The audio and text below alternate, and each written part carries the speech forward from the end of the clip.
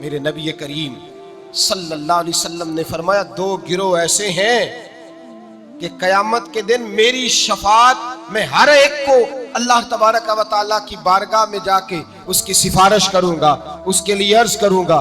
فرمایا شفاعتی لأہل الکبائر من امتی، میں بڑے بڑے کبیرہ گناہ والوں کی سفارش کروں گا۔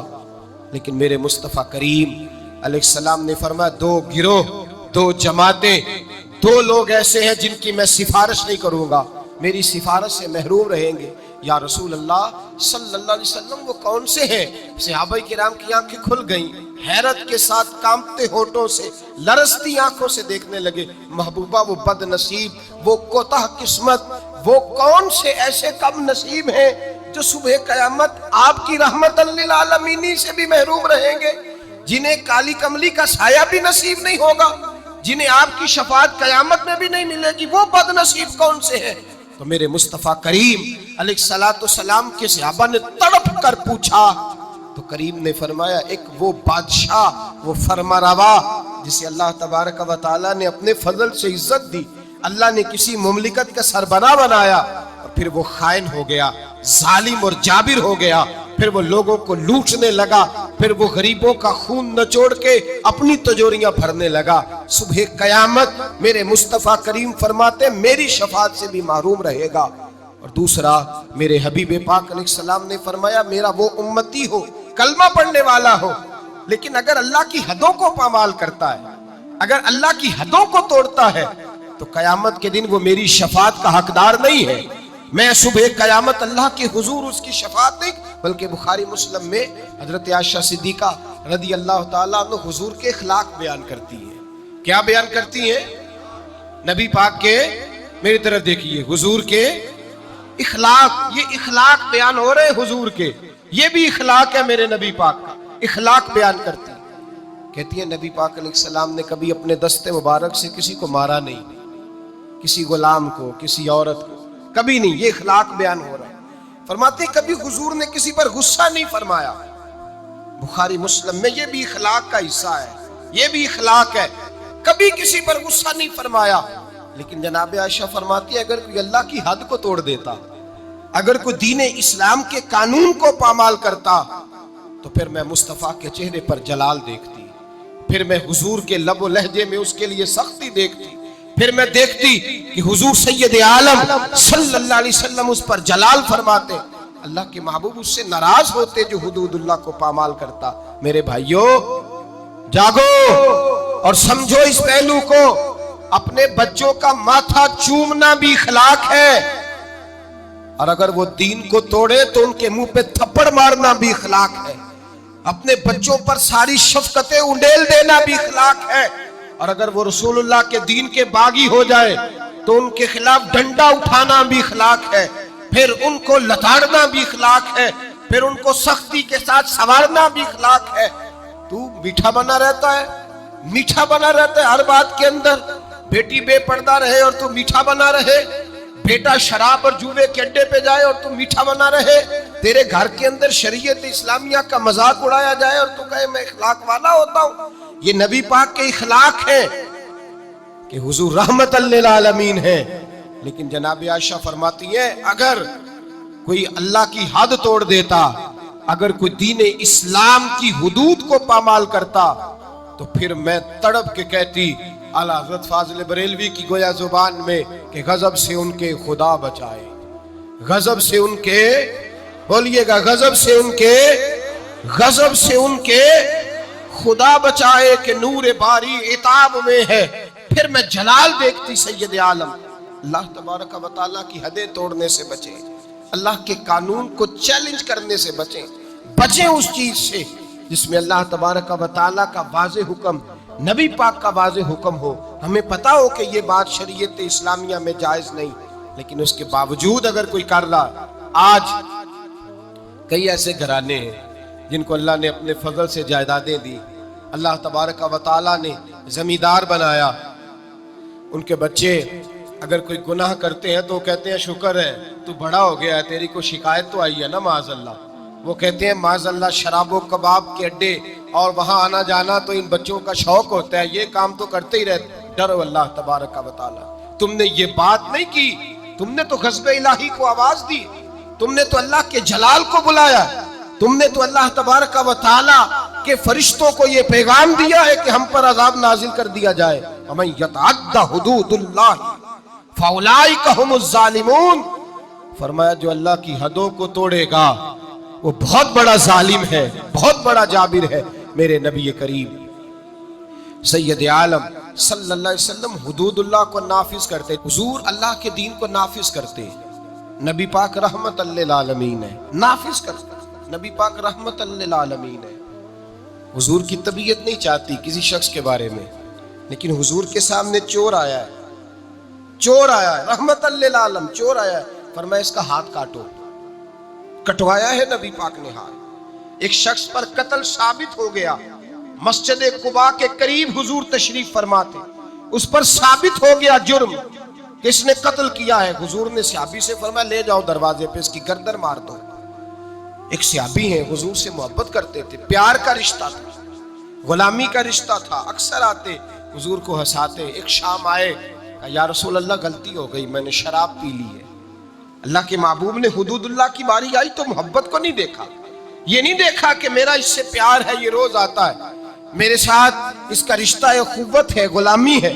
हुजूर ने फरमाया इसको ले जाओ वहां बांधो, 80 कोड़े मारो इसके वजूद पर। ये अल्लाह का दीन है, ये नाफिज किया जाएगा, ये नाफिज किया जाएगा। इसमें किसी शख्स का जाती प्यार और उसका जाती ताल्लुक काम नहीं आएगा, ये नाफिज होगा। सहाबा कहते हैं बाहर ले गए, गुलाम को कोड़े लग रहे थे, अंदर अल्लाह के रसूल बेचैनी के साथ टहल रहे थे, कभी इधर जाते कभी उधर आते। एक सहाबी ने कहा हुजूर उसने शराब पी है, आप उसके लिए इस कदर ज्यादा परेशान है। नबी पाक ने फरमाया तुमने शराब देखी है, उसका एहसास नहीं देखा? उसको कोई पकड़ के नहीं लाया, थाम के नहीं लाया, गिरफ्तार करके नहीं लाया, वो खुद आ गया है और कहता है महबूबा गलती हो गई, मुझे पाक कर दे। नबी पाक ने फरमाया गलती हो गई है, मैंने अल्लाह की हद नाफिज कर दी है, लेकिन ये भी हकीकत है कि वो खुदा से भी प्यार करता है और मोहम्मद मुस्तफ़ा से भी प्यार करता है। ये भी एक हकीकत है, ये भी हकीकत। लेकिन हुदूदुल्लाह को नाफिज किया। कबीला गामदिया की औरत आई, उसने कहा या रसूल अल्लाह मैं गुनाह कर बैठी हूँ, मेरे पेट के अंदर नाजायज बच्चा है, वो रोई है, तड़प रही है, आंखों में। हुजूर ने फरमाया जाओ बच्चा पैदा होने पे आना। वो गई है, बच्चे की विलादत पे आई। हुजूर ने फरमाया वापस जा, जब तेरा बच्चा खाना खाने लगे तो आना। बुखारी शरीफ में बितफसील रवायत मौजूद है। सहाबा कहते हैं वो दोबारा लौटी, बच्चा 2 साल का हुआ, बच्चे के हाथ में रोटी थी, वो आई, रो के कहा हुजूर मुझे पाक कर दे, मेरा गुनाह मुझे सोने नहीं देता। मेरे मुस्तफा करीम के सहाबा कहते उसकी तड़प ने हमारे दिलों को नरम कर दिया। लेकिन मेरे मुस्तफा करीम ने फरमाया अल्लाह के दीन को नाफिज किया जाए, यहाँ इसको संसार कराना, रिज्म कराना, इस पर पत्थर बरसाना, ये भी मेरी रहमत ही का तकाजा है। इसलिए कि अल्लाह का दीन जब नाफिज होगा तो जुर्म कम होंगे, अल्लाह का दीन जब नाफिज होगा खताएं कम होंगी, चोरियां कम होंगी, कत्ल कम होंगे, बदकारी कम हो। जब सजा मिलेगी मुजरिम को तो फिर उस पर मुआशरे में अमन पैदा होगा, बुराई खत्म होगी। फरमाया जाओ ले जाओ और ले जा करके इस पर पत्थर बरसाओ, इसे मार दो। सहाबा कहते हैं पत्थर मार मार के उसे मार दिया। अल्लाह का कानून रहमतल लिल आलमीन नबी ने नाफिज किया। और जब उसका इंतकाल हुआ तो हुजूर ने फरमाया गुस्ल दो, सफे बनाओ, मैं खुद इसका जनाजा पढ़ाऊंगा। या रसूल अल्लाह सल्लल्लाहु अलैहि वसल्लम आपने ही कानून नाफिज किया और आप ही जनाजा पढ़ाएंगे? तो मेरे करीम ने फरमाया तुमने उसका गुनाह देखा है, उसकी तौबा का रंग नहीं देखा, एहसास नहीं देखा? फरमाया उस पर अल्लाह की हद आई है और हमने उस पर अल्लाह का कानून नाफिज किया है। और अब उसका हाल ये है कि वो जन्नत की नहरों के अंदर गोते लगा रही है। भाई याद रखें, समझें इस बात, जब अल्लाह का दीन नाफिज होगा। हमारे मुआशरे में हमारा मीडिया अब लोगों को गुनाह के तरीके बतलाता है, लोगों को बतलाया जाता है गुनाह कैसे करना है। वो कसूर के अंदर एक गिरोह पकड़ा गया जो इस तरह की बदकारियां करता था। वो क्या करते थे, कैसे इंजेक्शन लेते थे, किस कोठड़ी में क्या करते थे, सब दिखाया गया, सब दिखाया जाता है, एक एक जुर्म की दास्तानें। बल्कि अल्लाह तबारक व तआला फजल करे, अब तो ऐसी टीमें सामने आ गई जो जाके पीर पकड़ती हैं। कोई छप्पड़ पीर पकड़ लिया, कोई थप्पड़ पीर पकड़ लिया, कोई पकड़ लिया है। ان کو یہ بھی تو احساس ہونا چاہیے کہ یہ پیری مریدی ایک مقدس شعبہ ہے، یہ رسول اللہ کی وراثت ہے۔ جہاں تم یہ بات بیان کرتے ہو کہ یہ تھپڑ پیر ملا ہے، وہاں یہ کیوں نہیں بیان کرتے؟ ایک پیر ایسا بھی ہے دنیا میں جو اجمیر کے ٹلے پہ بیٹھا ہے اور 90 لاکھ کو کلمہ پڑھا کے مسلمان کر گیا ہے۔ یہ چیز تم کیوں بیان نہیں کرتے؟ اور پھر تم پتہ نہیں کس کو پکڑ کے لے آتے ہو، نہ جانے کون جاہل تھا، اللہ جانے کون تھا۔ تم آؤ میدان کے اندر، ہمارے سامنے بیٹھو، ہم تمہیں کراچی سے لے کر خیبر تک لاکھوں خانقاہیں ایسی دکھائیں گے جہاں آج بھی خدا کا نام لیا جاتا ہے اور محمد رسول اللہ کا دین پڑھایا جاتا ہے۔ تم لوگوں کو گمراہ کرتے ہو، تم لوگوں کو بتلاتے ہو کہ یہ سارے اس طرح کے ہوتے ہیں۔ وہ پتہ نہیں کون بدماش تھا، گنڈا تھا، کون بے دین تھا جس کو تم نے پیر بنا کے لوگوں کے سامنے رکھا۔ ہم پیر اسے مانتے ہیں جس کے ایک ہاتھ میں خدا کا قرآن ہوتا ہے اور دوسرے ہاتھ میں محمد مصطفیٰ کا فرمان ہوتا ہے۔ یہ یاد رکھیے گا، اور ہم کبھی کمزور نہیں پڑتے کسی جگہ۔ ہمیں کوئی شخص آ کر کے بتلاتا ہے وہ فلاں بابا پکڑا گیا، ہم کہتے ہیں ہمارا نہیں ہے، وہ جس نے پکڑا اسی کا تھا جس نے پکڑ لیا ہے، اور جو اس پہ تنقید کر رہا ہے وہ اسی کا ہے۔ جھوٹ بولتے ہیں لوگ، جھوٹ بول بددیانتی کا مظاہرہ کرتے ہیں، ظلم کرتے ہیں۔ ان بیوقوفوں اور بدماشوں کو لا کر دین اسلام کے سپاہیوں اور مجاہدوں کی صف میں اور ان کے ساتھ مقابلہ کرانا چاہتے ہیں۔ ہمارے تو مشائخ وہ ہیں جن کے چہرے دیکھیں تو خدا یاد آ جاتا ہے، جن کے پاس بیٹھے، جن کے پاس چند گھڑیاں کوئی گزار کے جائے۔ میرے شیخ طریقت حضرت تاج الشریعہ کے شیخ مفتی اعظم ہند مولانا مصطفیٰ رضا خان صاحب، آپ کے پاس ایک شخص آیا اعلیٰ حضرت کے چھوٹے بیٹے کے پاس، وہ کہنے لگا سنا ہے یہ بڑے عاشق رسول ہے، ان کے پاس جائیں تو مصطفیٰ کی خوشبو آتی ہے۔ کہتا میں تھوڑی دیر آیا، تھوڑی دیر بیٹھا، فاضل بریلوی کے شہزادے کی صحبت میں تھوڑی دیر رہا، چند لمحے گزارے، نہ حدیث پڑھی، نہ فقہ سیکھی، نہ قرآن سیکھا، چند لمحے احمد رضا کے بیٹے کے پاس بیٹھا ہوں، ایسی خوشبو چڑھی ہے، گھر جاتے ہی زبان پر درود ہی جاری رہا ہے، سونے لگا ہوں تو درود جاری، خوشبو جاری، سلام جاری۔ میری آنکھ بند ہوئی ہے تو مجھے مدینے والے محبوب کا دیدار نصیب ہو گیا ہے، دیدار مصطفیٰ نصیب ہو گیا ہے۔ او بھائی، یہ ہمارے مشائخ ہیں، یہ ہمارے لوگ جن کی خوشبو رسول اللہ صلی اللہ علیہ وسلم کی محبت بانٹتی۔ بہرحال اللہ تبارک کا جو مضمون ہے اسی مضمون پہ رہتا ہوں۔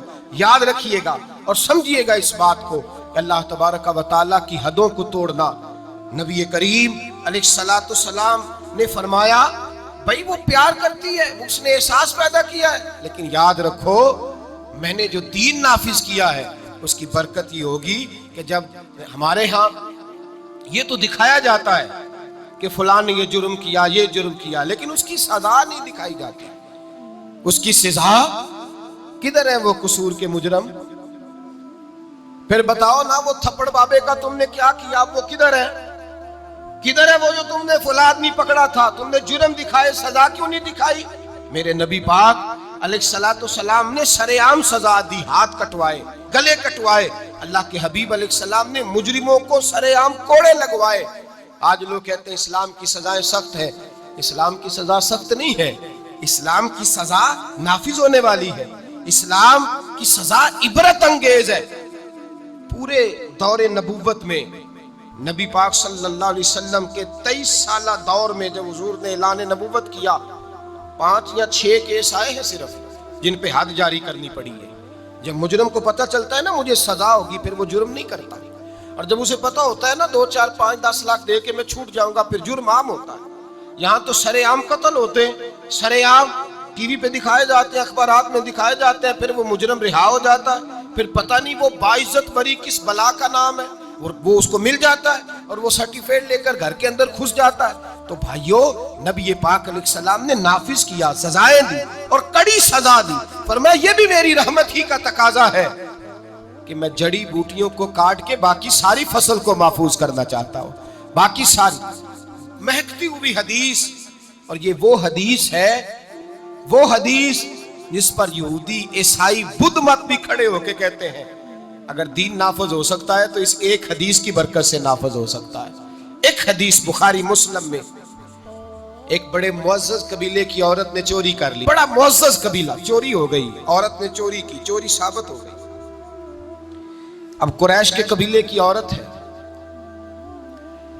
ان کے دل میں یہ خیال آتا ہے کہ اگر اس عورت کو سزا ہو گئی تو ہماری ناک خاک آلود ہو جائے گی, لوگ کیا کہیں گے یہ چور ہے. سارا قبیلہ اکٹھا ہوا, جو بن سکتا تھا پروگرام انہوں نے بنایا, جس طرح کی ترتیب لگ سکتی تھی لگائی. کوئی رستہ نظر نہ آیا حضور کی بارگاہ تک جانے کا. میرے نبی پاک کے ایک غلام زادے ہیں اسامہ بن زید, یہ حضور کو بڑے پیارے ہیں. حضرت عائشہ صدیقہ کہتی ہیں یہ چھوٹے سے تھے, حضور کے غلام کے بیٹے, ناک بہ رہی تھی, رینٹ نکل رہی تھی. حضور نے فرمایا عائشہ ناک صاف کر دو, تو کہتی ہے میں دائیں بائیں کو کپڑا کو رومال دیکھنے لگی تو حضور خود اٹھ کھڑے ہوئے اور نبی پاک نے دستے مبارک سے ان کا ناک صاف کر دیا. حضور نے بڑا پیار کیا, فرمایا یہ اسامہ مجھے بڑا پیارا ہے. نبی پاک نے فرمایا یہ لڑکی ہوتا تو میں اسے زیور پہناتا, میں اس کے لیے بہت ساری چیزیں خرید کے لاتا. حضور محبت کرتے تھے, جناب اسامہ سے پیار کرتے تھے, غلامی کا رشتہ تھا. اہل قریش نے جن کی عورت نے چوری کی تھی وہ حضرت اسامہ بن زید کے پاس آئے, کہنے لگے تھوڑی سی رعایت مل جائے, گنجائش مل جائے تھوڑی سی. حضرت اسامہ بن زید سے کہا تھوڑی گنجائش ہو جائے, سزا میں تھوڑا ہلکا پن آ جائے. پہلی دفعہ تھا, نیا نیا دین قبول کیا ہے, ابھی لوگ عادی نہیں ہوئے. بڑی حکمتیں, بڑی لیت اللہ, بڑی تفصیلات, بڑا کچھ. جناب اسامہ بن زید کہتے ہیں میں در رسول پہ آیا, اور میں جب آتا تھا نا تو مصطفیٰ کریم کا چہرہ کھل جاتا تھا. آپ فرماتے میں آیا, حضور کے پہلو میں بیٹھا. نبی پاک علیہ السلام دلوں کے بھید جاننے والے, پلٹ کر مصطفیٰ نے دیکھا, فرمایا اسامہ جو کہنے آئے ہو چلو کہہ ڈالو. خیال آیا کہ مسلمان نیک و بد پہچان جاتے ہیں, محمد آدمی کے دل کی باتیں جان جاتے ہیں. فرمایا چلو کہہ ڈالو. جناب اسامہ بن زید دھیمے لہجے میں کہتے ہیں میں نے بات کو, شارحین کہتے ہیں اسامہ بن زید فرماتے ہیں میں نے بات کو اس کا پس منظر دے کر حکم, یا رسول اللہ ابھی نیا نیا دین قبول کیا ہے, ابھی لوگ حکمتوں سے آگاہ نہیں, ابھی پوری طرح دین میں آئے نہیں. یا رسول اللہ وہ عورت نے جو چوری کی ہے ثابت بھی ہو گئی. حضور اگر گنجائش مل جائے, وہ لوگ میرے پاس آئے تھے. جناب اسامہ فرماتے ہیں قسم اللہ کی عزت کی, میں نے مصطفیٰ کو جب بھی دیکھا تھا میری طرف دیکھ کے ہنسا کرتے تھے. آج جب حضور نے چہرہ پھیرا تو میں نے حضور کے چہرے پہ جلال دیکھا.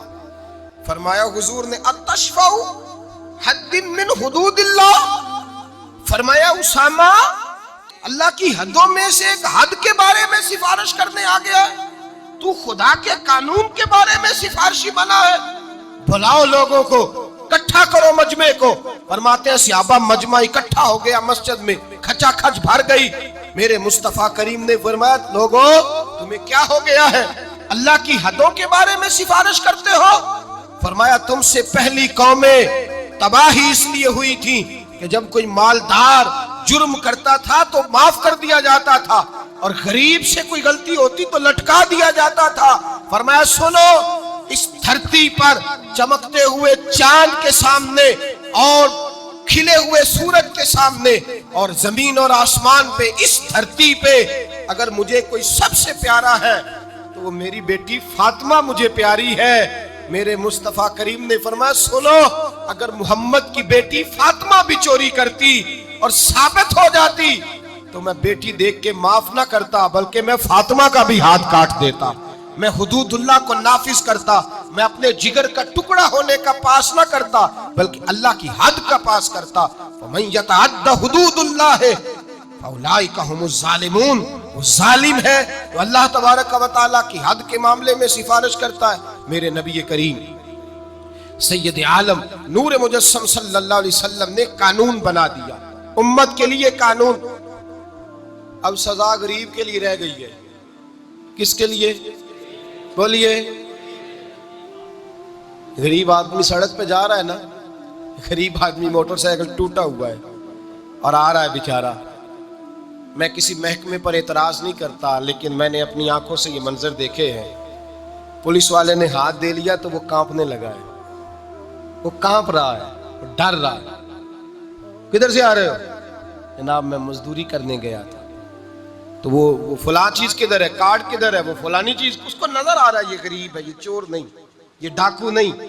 بلکہ اگر میرا جملہ سخت نہ ہو تو جو بڑے بڑے ڈاکو ہیں ان کی تو پولیس بندوقیں لے کے حفاظت کرتی پھرتی ہے، ان کے تو ڈاکوؤں کے تو پیچھے لگی ہوئی محافظ بنی ہوئی ہے ان کی. غریبوں پر سارا ظلم ہوتا ہے، اور امیر وہ دندناتا پھرتا ہے اور روز قانون توڑتا ہے، وہ قانون کو جیب میں رکھتا ہے، اس کی بغل میں ہوتا ہے قانون. چھوٹے آدمی کو پریشان کیا جاتا ہے،